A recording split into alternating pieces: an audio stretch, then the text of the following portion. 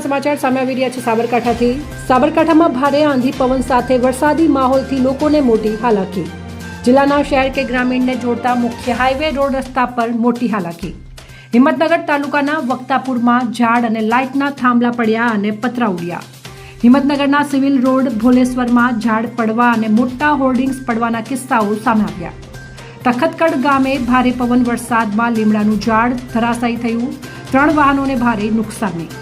ઈડરના ગંભીરપુરા ગામે ઝાડ પડતા 1.5 કલાક ટ્રાફિક જામ, તંત્રે ઝાડ દૂર કરાવ્યું। વિજયનગરના પોળો પાસે રસ્તા પર પડેલું ઝાડ રાહદારો અને સ્થાનિકોએ દૂર કરાવ્યું। ખેડબ્રહ્મા, વડાલી, વિજયનગર, હિંમતનગરમાં વીજ પોલ અને ઝાડ પડવાથી લોકો મુશ્કેલીમાં। અમુક વિસ્તારોમાં પતરા ઉડવાના બનાવો સામે આવ્યા। અનેક ઝાડ ધરાશાયી થવાથી નુકસાની।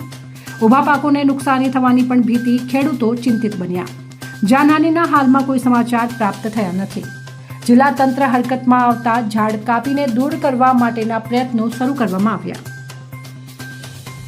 સાબરકાંઠા ન્યૂઝ 24 ને સબસ્ક્રાઇબ કરી લાઇક કરવાનું ભૂલશો નહીં, જેથી આવનારા સમયમાં ઝડપથી આપના સુધી સમાચાર પ્રાપ્ત થઈ શકે।